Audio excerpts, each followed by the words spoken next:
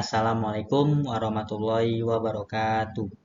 Perkenalkan, nama saya Alfa Nasrullah Asidiki dengan NPM 22753004 dari Prodi Manajemen Informatika kelas 2A. Di sini saya akan mempresentasikan hasil resum yang saya simak dari video Bapak Septaviansyah Dwi Putra mengenai instalasi WordPress. Sebelum memasuki instalasi WordPress, saya menyimak tentang apa itu database server. Database server adalah jenis perangkat keras yang menjalankan perangkat basis data. Perangkat lunak basis data membantu pengguna dalam menyimpan, mengelola, memperbarui, atau mengubah file, log informasi, dan bentuk data digital lainnya. Itulah yang saya ketahui dengan database server. Selanjutnya, saya menyimak tentang apa itu data, apa itu informasi, apa itu knowledge, dan apa itu wisdom. Yang pertama, apa itu data? Data didefinisikan sebagai simbol yang memperlihatkan properti dari objek, kejadian, dan kondisi tertentu. Data sendiri merupakan produk dari pengamatan yang sudah dilakukan. Data yang tidak diproses tidak memiliki arti dan hanya menunjukkan keberadaannya sendiri. Itu yang saya ketahui tentang data. Kemudian, apa itu informasi?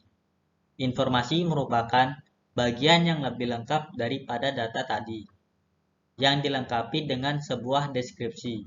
Selain itu, informasi juga merupakan data yang sudah disempurnakan dengan konteks, tujuan analisis, dan metode analisis.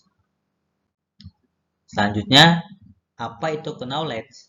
Knowledge atau yang disebut dengan pengetahuan muncul dari informasi yang telah diakumulasi dari waktu ke waktu.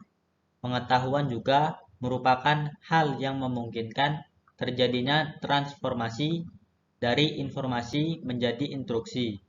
Hal ini dapat diperoleh dengan transfer dari orang lain yang memilikinya atau instruksi dari orang lain. Selain itu, pengetahuan atau knowledge juga didefinisikan sebagai koleksi informasi yang dapat berguna. Kemudian, apa itu wisdom? Wisdom atau kebijaksanaan menjadi puncak dari hierarki data, informasi, knowledge, dan wisdom.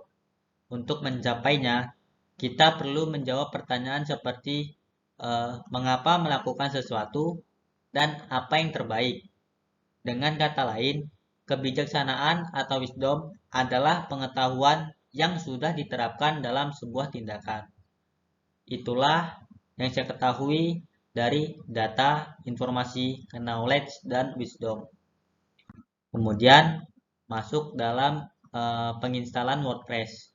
Langkah yang pertama adalah kita harus mendownload file WordPress pada laman wordpress.org. Setelah mendownload file tersebut, kita harus mengekstraknya. Langkah kedua, setelah mengekstrak, kita pindahkan file WordPress yang sudah diekstrak tadi ke dalam home server dengan menggunakan aplikasi WinSCP. Yang ketiga, setelah dipindahkan ke home server, kita kopikan file WordPress tersebut ke dalam direktori var. Yang keempat, setelah dikopi ke var, panggil file WordPress di browser dengan memasukkan alamat IP, / dan tempat file yang kita simpan tadi.